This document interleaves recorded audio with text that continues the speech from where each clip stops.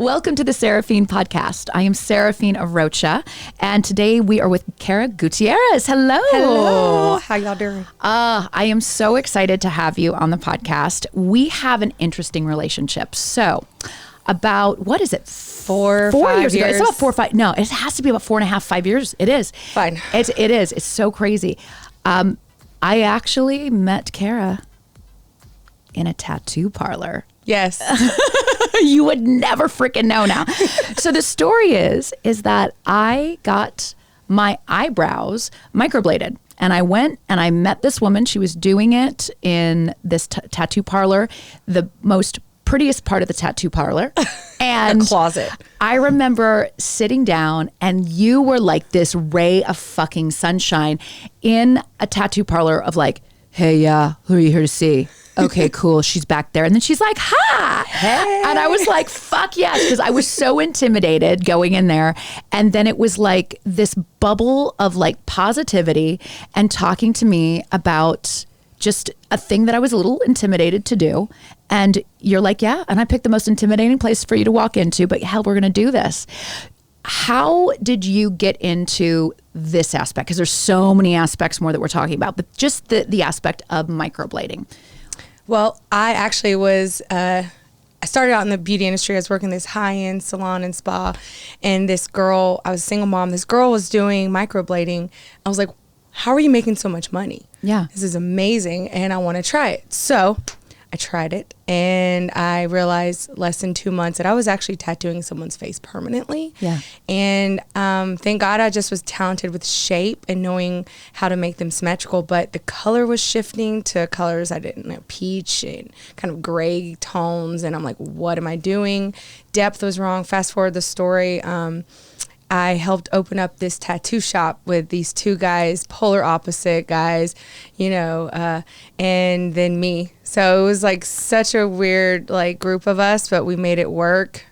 And you made it work really well for the time that you did it. I have to say, I had to do because it was all different people. And you were also, at that time, I remember you talking to me about being a tattoo artist and being like, I'm doing something to your face, so I know the curves. I remember you talking to me about like the curve of a side of a woman, and then thinking about jaw lines and the way you measured my brows, and just you did it with such care and just understanding of like, no, this is your face. And I was so insecure because I had tweezed my eyebrows to nothing, and at the time I wasn't feeling the best about myself. This is the other thing that's so funny about getting into someone's chair. You hairstylists know, right? You therapists know. But when you go into somebody's chair that's actually going to cause you pain, like a tattoo artist, or like when you're doing your brows, no matter how much you get numbed, whatever, there's intimidation of a blade, anything going towards your body. And there's also... with tattooing, I've always felt like it's a little bit of a cathartic moment, because it's like through the pain, you get this beautiful thing, right? Same with the eyebrows. But what I loved is the time you took to explain why you decided to do it. Well, you have to be careful in everything you do. When you give, an artist or anybody your body to tattoo, it's like giving your body to someone in every sense of that word. You have to make sure they're safe. They actually, know what they're, doing, about to do. We can really get into that. But I just really thought about that person's face. And from the very beginning, I'm not tattooing you as this beautiful young woman that you are today. I'm tattooing you for when you're, a 100-year-old lady. And I've always kind of had that, just like whenever I started microblading and I knew, okay, this is tattooing. I need to get some extra training, go to a tattoo shop and learn how to tattoo. Just kind of already had that. A lot of people, they don't. They're like, I'm just going to go to this training. I'm going to learn what to do and figure it out. And then they're possibly getting trained incorrectly or whatever this situation. But I just always kind of thought like, this is scary, and I'm going to, make sure that you're being taken care of. Let's have fun. And before you know it, it's over with. It is. And it's so, I can tell you on a number of occasions, because I've seen her for 5 years, is there are these moments where you go in and it's self-care moments, right? Like you get your hair done. Like a you therapy session. And then I remember one day I had a horrifying argument with my husband.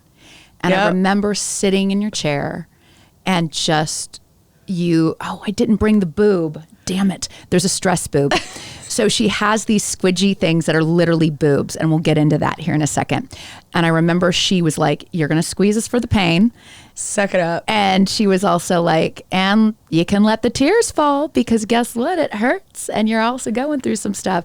And you held the space for me in a way that day that was like, I can't even tell you. I walked out there feeling like I'd been to my therapist, and I have 3 of them. So that's always like, but you just know how to make people want to come back, not just for more eyebrows, but just more Kara. Yeah, thanks. So you evolved this amazing talent into something that, you know, when you go into cosmetics, I always think it's interesting because everyone has kind of this stereotype of like the girl in the med spa and like, oh my gosh, you could get a tweak hair and da. And that's never been you. No. And you learned how to tattoo in the most beautiful way for women who have been going either through breast, like literally removing their breast because of a cancer diagnosis, or if the rebuilding of the breast, and you're the one who tattoos a lifelike, it's 3D. It's 3D areolas. Yeah. It's also women who, and either men transitioning into women, the nipple size, the areola sizes, everything is different. I literally can change your areola, whether you've had plastic surgery, just the normal, I want, you know, larger breasts or whatever. I just change it. But yeah, the cancer, I see about at least 15 new boobies a month. Yeah. I've got a breast cancer foundation, Spot On Beauty, breast cancer foundation. It's a nonprofit. Just I sell stuff, include the stress boobies and all that other stuff to help. Because I can easily be like, hey, I am a cancer foundation. Give me your money. I'm sure I can get people to just give me money. And they have just donated. But I like cool swag and merch that's fun.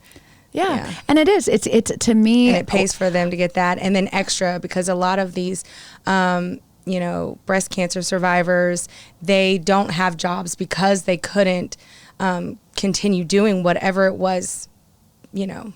When did you learn, how did you, like, how did it even happen to where you're like, all right, I'm going to try this. I'm going to do this. I'm going to take you there. Yeah. Okay. What happened was, I was tattooing because I do body art as well. And a lot of the women that I tattoo, they're in the about late 40s to 80 something is the range that I get. And this woman, I'll say mid 50s, she came in and I'm like, hey, so do you have any tattoos? Because I'd like to somewhat prep them just to suck it up. I don't really care, but just whatever, tattooing her brows. And she goes, yeah. And she flashes me. And I'm like, well, her attitude, I was like, well, what's that? And she's like, well, these are my nipple tattoos from having my cancer and this double mastectomy. And basically it was a Barbie boobie with orange, a big orange circle and then a little orange circle inside. But her attitude and her energy was okay to be like, what? Yeah. And so I was like, listen, I have time. I would love to do a portfolio piece to do an areola tattoo. Never tattooed an areola in my life, but let's try it. Yeah. And so to me, it's skin. It wasn't a medical thing. Like her chest literally looked like a normal chest that I was just doing. I could have been flowers. Like someone, you could have came into me and said, Kara, I want to get flowers here. And literally that's how it was. Now having education back and got some extra education on it. There is a lot more that goes into just tattooing an areola on. But luckily, thank God, for her, it was a normal looking, healthy breast implant. Yeah. Honestly. And I tattooed it. I printed out something for reference and I just tattooed it. No tears, no nothing, which I rarely get those. We want high fives and like laughter. It's cherry on top moment. But she went, knowing her, she went back to the hospital and she showed the doctors and flashed everybody. Next day I get a phone call. They're like, hey, Kara, did you tattoo so-and-so's? I'm like, oh God, yes. Doctor. Yeah. Okay. Yeah. They're like, yeah, how'd you do it? And we want to hire you. And I'm like, okay. So at first I was like the imposter syndrome where you're just like, why am I here? This is, I don't, but then I do know what I'm doing and I've proved it time and time again. I can. So I got some education and I learned a little bit more what I was doing, which I really did not learn much at all how to tattoo. I just learned what things were, what radiated skin looked like, what a flap was, what a bilateral like all of these terms. So I can just talk the talk and walk the walk. But I really didn't learn much other than. But how cool that you did learn it, because I think there's something so, I don't know, you just put someone at peace. I mean, I can't imagine. I mean, I just had my breasts augmented. So it was an emotional experience for me, because I only knew this kind of flat-chested body for so long. And then you have, I mean, it's invasive surgery. I can only imagine having my breast taken off, then putting the expanders on, which is very painful. Very painful. And then inserting something, then a whole stitch in there, and being handled again, and having the most sensitive part that was taken off my body be put back on. I mean, no matter what, even if you are somebody who can, be stoic going into it, it's still a big deal. And to be able to hold that space and have the reference you do with the training you do, I can only imagine the kind of experience someone would have, probably be fighting back the tears to not be like. Right. Well, that being said, I've had a lot of people come in that were botched with other people inside of hospitals and or realism tattoo artists. So basically like the best of the best to someone who just took a 2-day course. Yeah. And I have had people come to me to color correct, remove, and just fix someone else that had messed them up. So that's a huge thing of what I do now too. And that's why I got my contracts that I'm doing inside of hospitals, because of who they had coming in doing it. So it's crazy. If you were going to give tips to somebody who maybe is first doing it versus someone who's had a botched job, what are things that, number one, you need to look for? Yeah. So you want to look for someone who has photos that you could reference to see. Mm-hmm. A lot of people that go to hospitals or clinics or just a tattoo shop assume, okay, that's your job title. You're going to teach me or you're going to, perform whatever procedure. So you're going into the tattoo just as if you would go into getting your breast done regularly, or whether you're getting a facelift or nose, or whatever. Just, you have to really research what they have done, not photos of others. What have they done?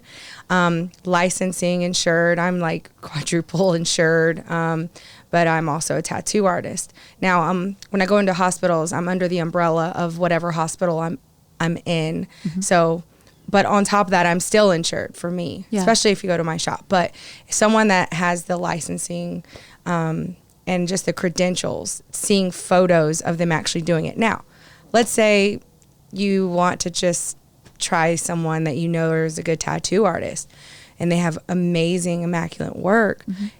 And if they tell you they've never done it, fine. Have fun with it. You know, that's just something that you have to be careful of who you go to, and make sure that they know what they're doing, or they're safe and whatnot. Because it's just me in the room with that patient and or a friend or a significant other, family member, whatever. So they don't know what they're looking for, and I could be over there touching everything with dirty gloves, and sometimes. Well, and again, it's pure trust, and I think that's where you have to, and you've got to go with your instinct as well, of the person. And for me, I mean, when I think about now, I've been actually thinking about more tattoos. And the funny thing is are you still tattooing pretty much? I just got done with a 4-hour arm sleeve right now. Oh my gosh. I do body art and permanent makeup, paramedical tattooing. I just kind of do it all. Got ADHD, so I'm all over the place, and I get bored if I was to just do one thing. Yeah.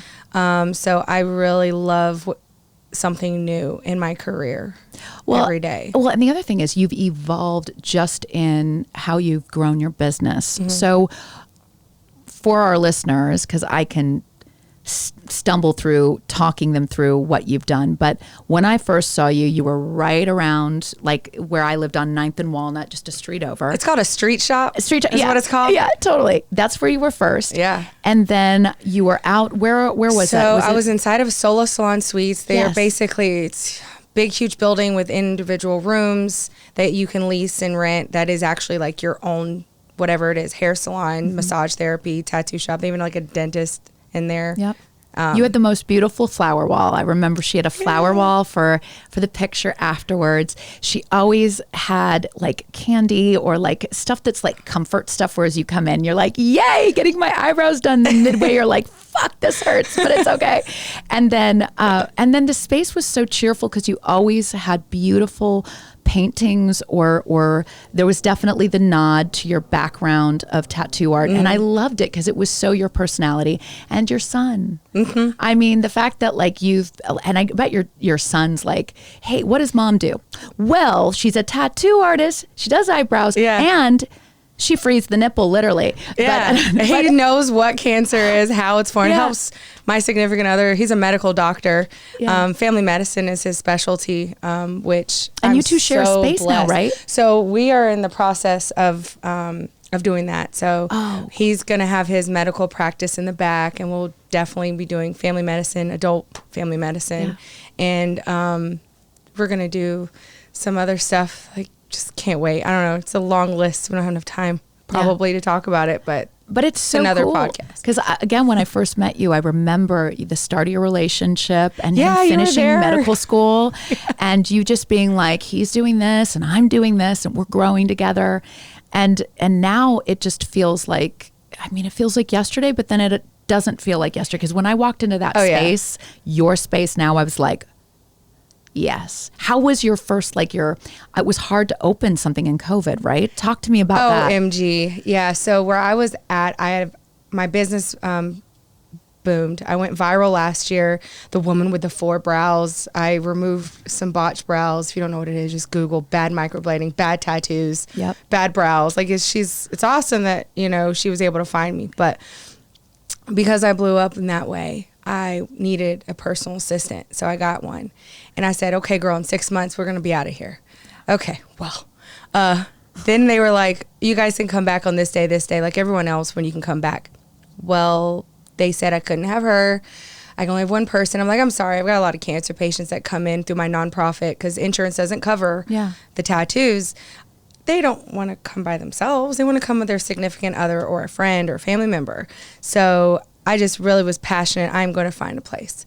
So their Soul Salon Suites, Kansas City, are amazing. They were like, Kara, don't worry about it. We got you.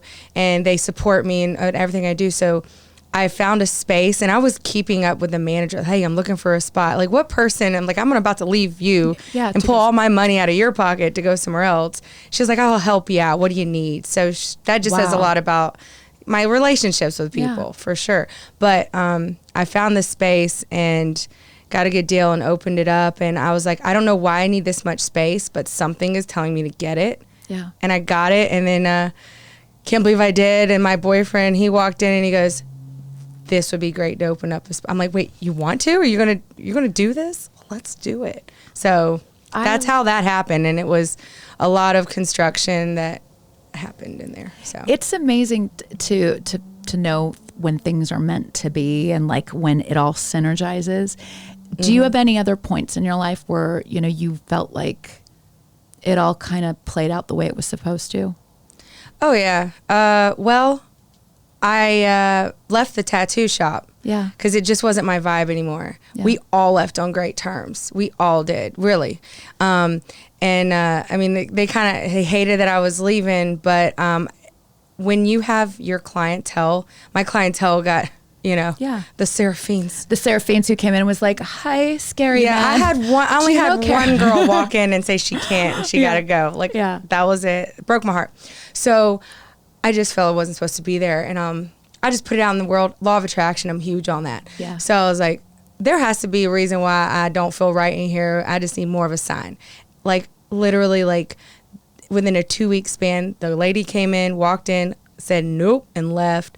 I had women walking in going, looking around. This is my home. I'm here more than I am in my own physical home. And people are looking like, this is trash. Like, why are you here? So the aura of Kara in the back is in the back. Yeah. And people didn't want to go through the typical tattoo shop. So that just led me to, okay, what I'm going to do. So I started talking to my boyfriend. He's like, Kara, just go. just leave microblading, you know, you can do all that stuff in another space. And I'm like, I don't know if anybody will follow me. Nobody knows me. Yeah. So I left, and within 3 months. If you build it, they will come. And that was true. Because I remember going out to the office and being like, I don't care if she's 2 hours away, I'm going. Yeah. And it's cool. It is cool. And it feels good to know that something that you do is so valuable to the people that come and see you. Yeah, I always say find a problem. My biggest business tip would say find a problem that you can really dive in to fix, and then the money will come. Find a way to get that money, because you really, truly, it's about that life that you live every single day. When you wake up, are you stoked to live that and to walk that path? That's what I did. I just saw a lot of people not liking their results. I was fixing, correcting, and then again, tattooing people for when they're a little old lady or man. Yeah. So has the imposter syndrome. I talk a lot about that. You do? All the time. All the time. I every day is a learning experience for me to be like, all right, like comfortable in my own skin. Because a lot of times there are even as like a yoga teacher, and I've done it for years and years and years, and I'm like, God, what the hell? There's so much more for me to know. Has it relented a little bit? Are you starting to feel less like an imposter? Right when I feel like I got this. Yeah. A new opportunity comes, and I'm like, what? Yeah. Best opportunity ever, because of my friends that I've made. And networking with people. They've just become family and friends, because I really value my time with my people, whoever it is. You're my people, Sarah. Yeah. Like, for real. Yeah. So they are these awesome business moguls in the tattoo world. And they're like, Kara, we need to have you on. Let's have you do this. And I'm working on a few secret projects right now. And I'm like, are you serious? You want me doing this? Let's go. Let's have fun. I love it. But that's the thing is that I think I'll forever have imposter syndrome, because the moment I start to feel comfortable is the moment I start to feel like, I don't know, like, I mean, I've been talking a lot about this feeling that I've had. It happened during COVID, but it started to happen actually right around the time that I came to see you, of really understanding like, oh shit, I'm 43, and it's like, I'm dying right at this moment. My body is dying. It's going to keep dying. So I need to keep going and keep doing as much as I can and keep learning. And I think it's that fear factor of like, I've got to show up. I've got to do more. I got to do more, which makes me feel fucking alive. Amen. You know? Yes, and it really does. Because that's my attitude with people that come in. They like to dump. I don't do the whole dump. What happened? Stuff. I'm like, all right, you know what? You're fine. Suck it up. You're not the first. You're not the last. But it's like a fun, encouraging way of saying that. I'm not cold at all, obviously, but it's just, I like to uplift people to shift in energy. I don't do negative energies. I was like, come on, you got it. You're fine. Yep. Can't dwell.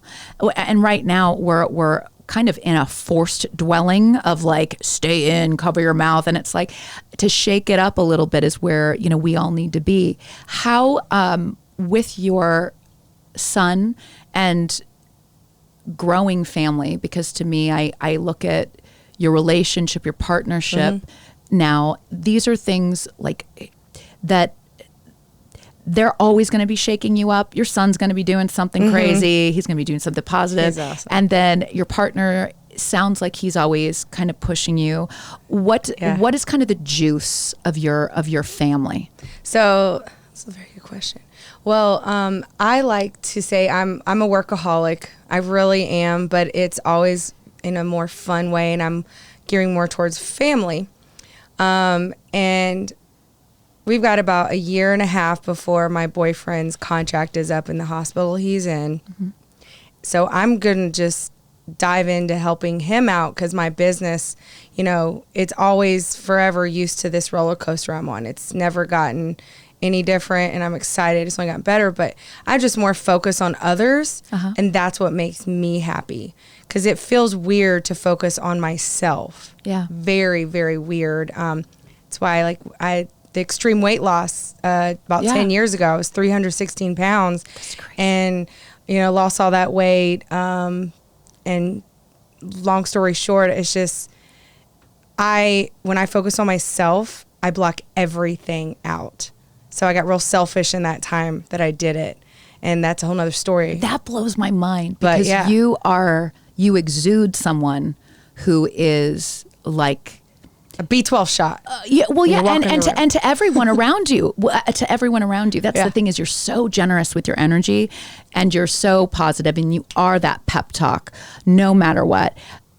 How do you keep your well of positivity from being drained? Because I know that there's got to be days where you're just like, I can't give from an empty well, fuckers, so. Well, because I am hyperactive, yeah, very, very hyperactive, sometimes too much. If I don't give it away, I don't know I explode. Yeah. Like I just do. So my son has it. He's been blessed. So we're trying to, he's 11 now. So now I'm able to just kind of help him out and be more there, but sports help. But yeah, no, I just have to give it away or else I'll explode. And if I focus on myself, if we focus on ourselves, it's never ending going to get well or better or whatever. So you're like in the process of always moving, always doing. Now, in terms of self-care, because I've got that same kind of mind, I've got the ADHD mind. Where have you learned to take a moment to check in with yourself? Because for me, there are times where I'm like, that's why I have Giovanna. Giovanna's literally like, have you eaten today?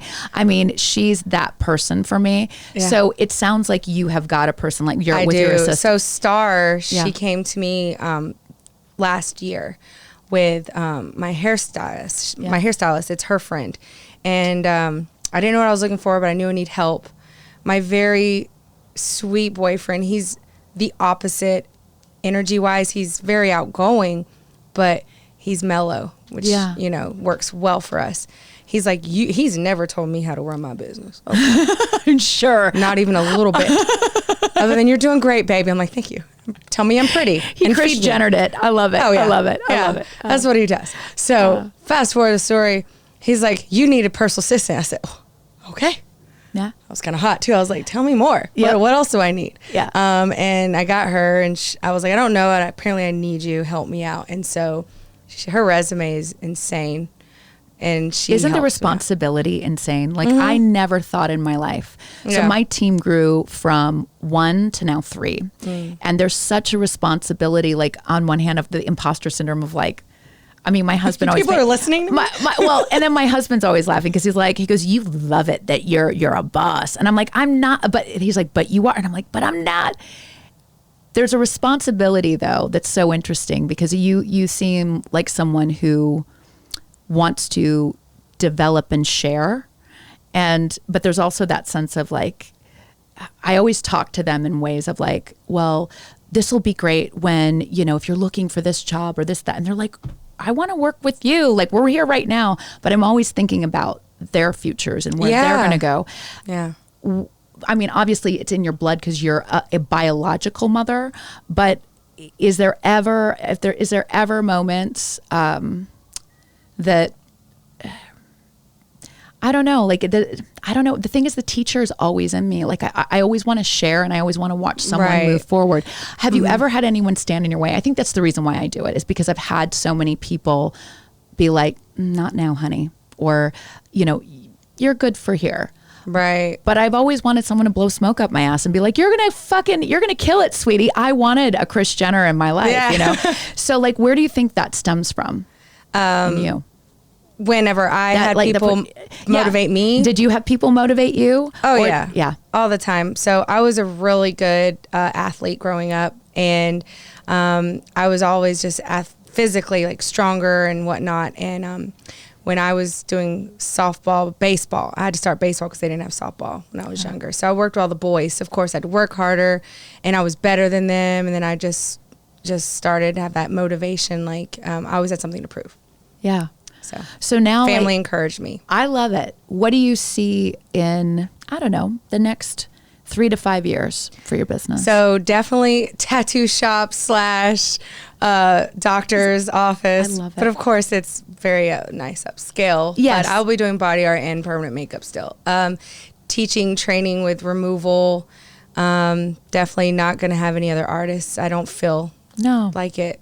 I want it for a while. But yeah. You've earned your chops, just girl. working on that. Yeah. I've got a couple secret projects that I can't wait to announce what I'm doing with other heavy hitters in my industry. Oh, that's so yeah, cool. so that's what I see, just projects and fun. I'm so excited to hear that. Thank you. Has there been anything since I walked into your shop 5 years ago and now, right in front of me now, what's changed the most in your life and what stayed exactly the same?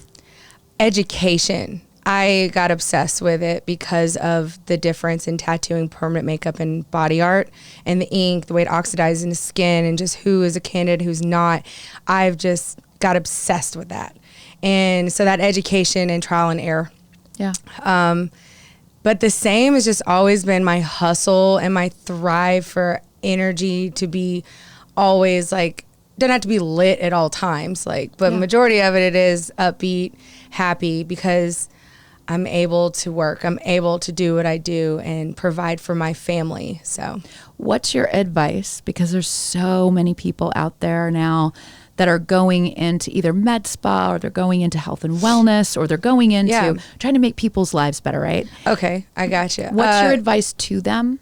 And then I also have a question about when you decided to actually give back and start your foundation. Okay, So, yeah. My advice would be find an identity, and people are like, what? How? But find what makes you you. If you have an inspiration, like on Instagram or something like that, where you just follow a few people, try to, in a way, emulate that, but yet put your own twist to it. And if you don't have a twist, if you don't have a style, it will come. Just try your best to do something like that for if you're going into the industry with tattooing or, beauty, aesthetics or anything like that. So that would be my biggest advice, because that's what I did. I didn't know what I was doing. Mm-hmm. And then I figured it out as I went along. When did you know and you had the capacity to have your foundation? I mean, because that's the other thing that's like, you think that, again, it's like giving from the empty well, but then you add one more thing, which is charitable or philanthropic. Like, what made you, where did you get the energy to do it? The biggest contract I have right now in a hospital, they said that they can't afford me, but I was losing like a lot of money to even go there. So I was like, golly, all right, well, let me know if you can. So I dropped my, I just really wanted to do it. Yeah. I'd do it for free if I could afford it. But at that time, I wasn't doing what I am today to be able to afford it.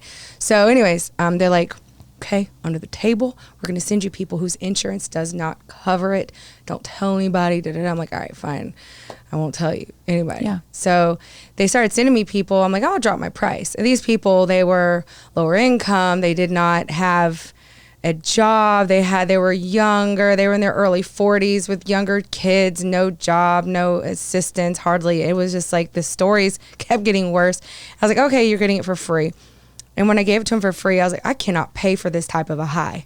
I don't know if there's a drug that gives you that high. I don't want to find out, but this is my drug right here. And I just was obsessed with this feeling of giving it.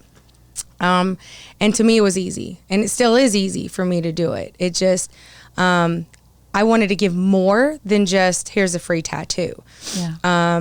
So it takes anywhere from 25 to 45 minutes total, depending on what I'm tattooing and whether it's been radiated or not, to do a tattoo. But some of these women, I haven't had men yet, but some of the people, they don't have jobs. So, okay, well, here's extra money. It just makes me feel good. And I do it and I forget that I'm blessing people. I really, really do. And then, like I said, I needed more money to help them. Yeah. So I created this nonprofit, talked to my lawyer, talked to my people. I'm like, hey, make something happen. Yeah. So we can help out people. So that's why I do this. I've been doing this breast cancer foundation for a little over a year now. I love so it. it's so fun, man. It's so awesome. These women, I have women that they're like, oh, I'm, my late 70s. I'm widowed. No one's going to see it, but man, I feel great. And then the best thing that I get is when I get a text that says, like, I forgot I had cancer. Today, I looked in the mirror and I saw me and I forgot that these were tattooed. I forgot the scars were there. So that's probably the biggest reason why I do it, is so they can forget they even had it. Yeah. So it's really cool. It is it's a special gift to let someone feel like themselves again. I think a lot of times when people get sick, that's what owns them. And I think that that's the beauty of anything that has to do with aesthetics and feeling good about your outside body, because it chokes me up when I think about it, because to give someone that quality of life and to see themselves in the mirror again and not look in a way of just like, yeah, well, just like a woman, stereotypically, you said you didn't have a chest, so you got them, you felt more like a woman. Yeah. You felt more like a person that others look like that. But this is on the inside where they can, cover it up. And so it's a blessing that I'm even here being able to do that. So. Well, and the thing that I love about you is that it shows in the beauty of your work on the canvas of people's arms, of beautiful flowers to a woman's nipple. I mean, it's like with love that those hands draw this beautiful thing that's going to be forever, like this badge of like honor or this remembrance of something. It's a pretty amazing skill that you have.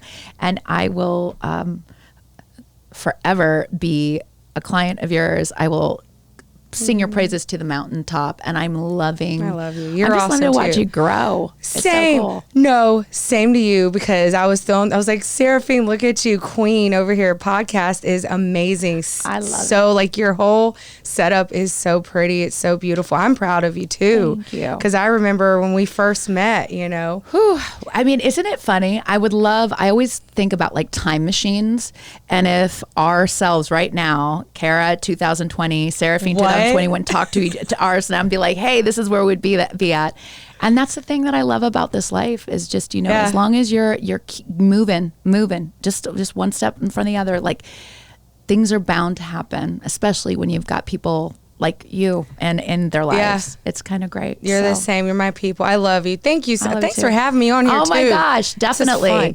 And for you guys who are watching and listening, as you watch this, there's going to be more video and material that you can follow up in. You can actually see what it's like to go inside her office, brows done, and we'll talk to you also about what it means to actually, if you are a breast cancer survivor, if you even thought about maybe rebuilding what might have been taken from you. Kara is the person who honestly can answer those questions. So I'm here to give you as much information as possible, especially when it's from someone who I consider not only a friend, but a master in a craft. So I will celebrate you till the day I die. And then where can people go to find, number one, how to reach you on social media, but then if they wanted to donate as well? Yeah. So, my website's spotonbeautykc.com. All of my social media handles are on there, so I'll just give you that one. You can find my Instagram and Facebook. And then call the number to flat out donate. But if they wanted to purchase merchandise, I've got anywhere from like the Yeti tumblers to T-shirts that are funny, or stress boobs, and oh gosh, lots of fun. Stickers, anything. Positivity. She exudes it, and she's definitely brought it into my life. So I'm so glad that you're here today, and I hope to have you again on the podcast when something else incredible happens on the horizon, and to see that you're flourishing in a time where, a lot of people are not. It's great to celebrate the good. Absolutely. So, gotta focus. Thank you, sister. I love it. Like, subscribe, and definitely check out Kara Spot on Beauty. Thank you so much. And hit your like, subscribe. Please, please, please, Seraphine Podcast. I'll see you guys later. Yay. Bye.